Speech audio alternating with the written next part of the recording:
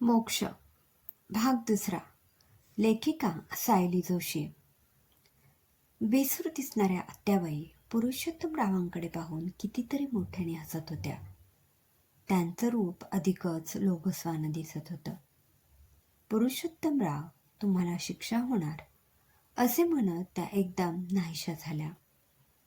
अचानक गाडी थांबली तशी जानकी दचकून जागी झाली. आपण पाहिलं ते स्वप्न होतं, भास की सत्य, या विचाराने तिचा थरकाप उडाला. आत्याबाईंचं निष्प्राण कलेवर पाहून जानकीच्या पोटात खड्डा पडला. लक्ष्मीबाईंनी धावत जाऊन आपल्या नंदेच्या पायाला घट्ट मिठी मारली. वंस, काय केलं हे? इतका त्रास होत होता तर मन मोकळं करायचं, काहीतरी मार्ग निघाला असता. इतकं मोठं पाऊल उचलायची काय गरज होती? असं म्हणत त्या रडू लागल्या. त्यांचं बोलणं ऐकून शेजार पाजारच्या बायका यमुनेच्या सासूबाई सावित्रीबाईंकडे पाहत आपापसात कुजबुज करू लागल्या. तशा सावित्रीबाई मोठमोठ्याने रडू लागल्या. आपल्याला किती दुःख झालंय हे जगासमोर मांडण्याचा प्रयत्न करू लागल्या. त्याकडे रागाचा एक कटाक्ष टाकून लक्ष्मीबाई बाजूला जाऊन बसल्या. गर्दीत कोणीतरी म्हणालं, तयारी झालीये, खूप उशीर झाला, आता न्यायला हवं. इतका वेळ कुठेच न दिसणारे पुरुषोत्तमराव एकदम पुढे आले. त्यांना पाहून नीळकंठ दात ओठ खात केशवने हात धरलेल्या अवस्थेत येत तसाच उभा होता. यमुनेला नेतात सावित्रीबाईंचा पवित्रा अचानक बदलला. शेजारी पाजारी निघून गेले होते. आता केवळ घरच्याच स्त्रिया शिल्लक होत्या. काही झालंच नाही अशा आविर्भावात आत जाऊन स्नान आटपून त्या काही वेळातच बाहेर आल्या. रात्री अपरात्री आपल्या सुनेच घरातून बाहेर काढताना काहीच कसं वाटलं नाही. इतक्या उलट्या काळजाच्या असाल असं वाटलं नव्हतं. लक्ष्मीबाईंचा स्वर शांत असला तरी त्यांचा आवाज चढला होता. कायमची गेली ती, आता आपला संबंध संपला म्हणायचा. सावित्रीबाई पदर खांद्यावर ओढत तितक्याच शांतपणे म्हणाल्या, बाकी दिवस कार्याला यावं लागेल तुम्हाला. रीत सोडून चालायचे नाही ना, मग माघारी लोक बोलायला कमी करायचे नाहीत. हे ऐकून लक्ष्मीबाई संतापाने उठत म्हणाल्या, कसली रीत पाळता बाई? माझ्या नंदेच्या मरणाला तुम्ही जबाबदार आहात, याची शिक्षा तुम्हाला भोगावीच लागेल. त्या जानकीला घेऊन वाड्याच्या मुख्य दरवाजापाशी आल्या. पुरुष मंडळी मागाहून येतील, आता इथे थांबण्यात काहीच अर्थ नाही. त्यांनी सावित्रीबाईंकडे एक नजर टाकली. या जन्माचे भोग या जन्मातच भोगावे लागतात. लक्ष्मीबाई ओरडून म्हणाल्या. त्यांचा गोरापान चेहरा रागाने लालबुंद झाला होता. कपाळावर घामाचे थेंब जमा झाले होते.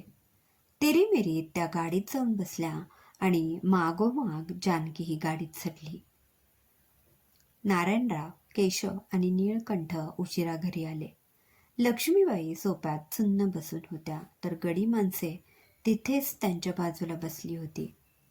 नारायणरावांना पाहून अखेर लक्ष्मीबाईंचा बांध फुटला.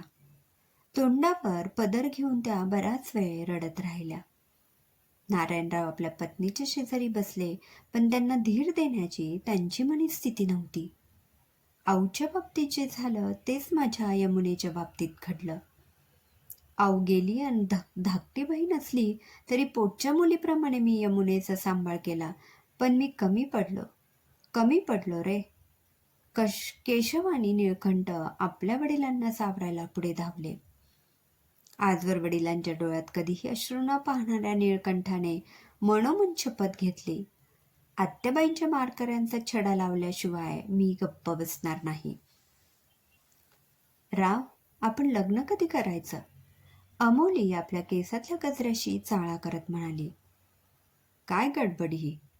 अमोली, माझ्या बायकोला जाऊन अजून 10 दिवसही झाले नाहीत. राव तिला जवळ ओढत म्हणाले.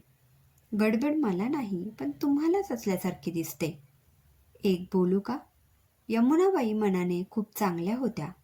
गावातल्या सर्व बायका त्यांच्याबद्दल चांगलंच बोलतात. त्या गेल्या हे फार वाईट झालं. अमोलीच्या डोळ्यात नकळत पाणी आलं.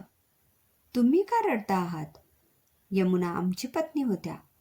खरं तर त्या गेल्याचं दुःख आम्हाला व्हायला हवं, पण इथं सगळं भलतंच घडतंय. राव हातात पेला घेत म्हणाले, नको, आज नका घेऊ. मग तुमचा तुमच्यावर ताबा राहत नाही. काही उलटसुलट घडायला नको राव. मन आणि बुद्धी काही दिवस ताब्यात ठेवा म्हणजे झालं. वा, अगदी यमुनेसारखं बोलायला लागलीस. पुरुषोत्तमरावांनी अंमोलीच्या केसातला गजरा हलकेत सोडवला. राव नको, एकदा का दिवस कार्य झालं की मानाने मला घरी घेऊन चला, पण आत्ता नको. माझी शपथ आहे तुम्हाला. अंमोली बाजूला होत म्हणाली, आम्ही शपथ वगैरे तसलं काही मानत नाही. हे ठाऊक नाही की काय तुम्हाला? राव तिचा हात हातात घेत म्हणाले, तुम्ही आज काहीच ऐकायचं नाही असं ठरवलं आहे तर. तुमच्यासारखी नावाप्रमाणे अमूल्य देणगी नजरेसमोर असताना आम्ही ब्रह्मदेवाने सांगितले तरी ऐकणार नाही. राव पडदे ओढून घेत म्हणाले, कुठे होतात? सावित्रीबाई रात्री उशिरा आलेल्या पुरुषोत्तमरावांना विचारत होत्या. ते काहीच बोलत नाहीत हे पाहून त्या आपल्या लेकाच्या जवळ आल्या. कुठे होतात ते कळलं. अजून बायकोला जाऊन 10 दिवस सुद्धा झाले नाहीत, तोवर हे असले प्रकार. राव तुमची धर्मपत्नी गेली याचं तरी भान बाळगा. लोक काय म्हणतील? लोकांना बोलायला कुठलेही विषय चालतात आणि आमचा जीव आहे म्हटलं त्यांच्यावर. राव कोणासमोर बोलता आहात याचं काही भान आहे का? आई आहोत आम्ही तुमची. लग्न झालं तरी तुमचे हे धंदे सुरू होते. किती समजावलं पण त्यात काही सुधारणा नाही. यमुना गेली त्याला तुम्ही कारणीभूत आहात. सावित्रीबाई पहिल्यांदाच आपल्या सुनेची बाजू घेऊन बोलत होत्या. काय बोलताहे? कोणी ऐकलं तर खरं वाटेल. यमुनेला तुम्ही किती त्रास दिलात हे अख्ख्या गावाला माहिती आहे. 12 वर्षे छळून शेवटी जीव घेतलात तिचा. आधीच पोटी मूल नाही म्हणून ती उदास असायची. त्यातच तुमची ही अशी वागणूक. पण बिचारी सुटली म्हणायची. सुनेचा इतका कळवळा होता तर जपायची होती तिला. तुम्ही तिला जरा माया दिली असती तर आज ती जिवंत असती. थाड. सावित्रीबाईंची बोटं रावांच्या गालावर उमटली. आम्ही चुकलो हे मान्य आहे, पण एक स्त्री असून दुसऱ्या स्त्रीवर अन्याय केलात तुम्ही. सदाचारी स्त्रीला जिवे मारण्याचा घोर अपराध. राव तडक आपल्या खोलीत निघून गेले. हे सारं मुख्य दरवाजातून ऐकणारा नाथा थरथरत उभा होता.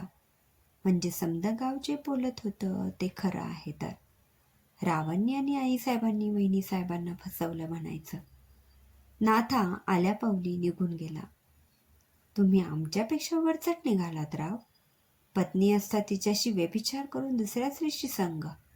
शी, बोलायला देखील लाज वाटते.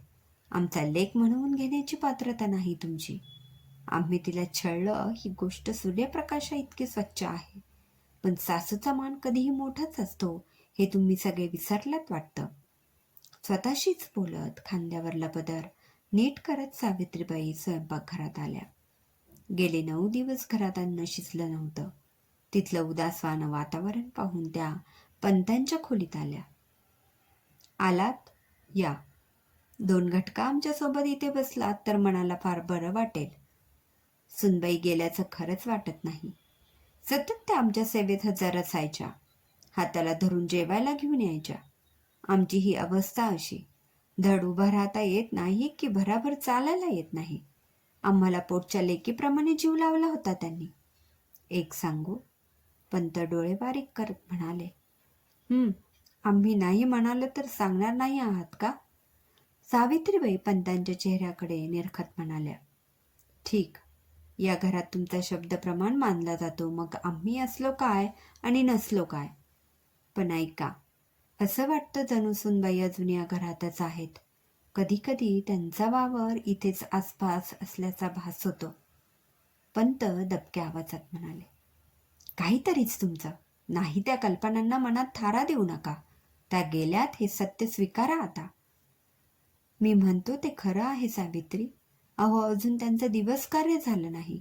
ते कसं रीतीनुसार व्हायला हवं. आत्म्याला मुक्ती मिळायचा उद्याचा 10वा दिवस. पंत बोलता बोलता कशाचा तरी वेध घेत होते. इतक्यात राव जिन्यावरून धावत पळत खाली आले. आई, पंत, कोणी आहे का तिकडे? त्यांचा आवाज ऐकून सावित्रीबाई लगबगीने बाहेर आल्या. इतकं झालं तरी काय? ते वरच्या खोलीत. रावांना घाम फुटला होता. पुरुषोत्तमा, नक्की झाले तरी काय? पंत काठीच्या आधाराने सावकाश बाहेर येत म्हणाले. पंत, अहो वर ती आहे. कोण? शुद्धीत आहात ना तुम्ही? चला, काय झालं ते पाहू. सावित्रीबाई जिना चढून वर आल्या. राव आणि 2 गडी माणसं त्यांच्या मागोमाग आली. राव दबकून चालत होते. भीतीने त्यांची पार गाळण उडाली होती. क्रमशः. श्रोते हो, कसा वाटला कथेचा दुसरा भाग कमेंटमध्ये नक्की कळवा. पुन्हा भेटूया कथेच्या पुढील भागात. धन्यवाद.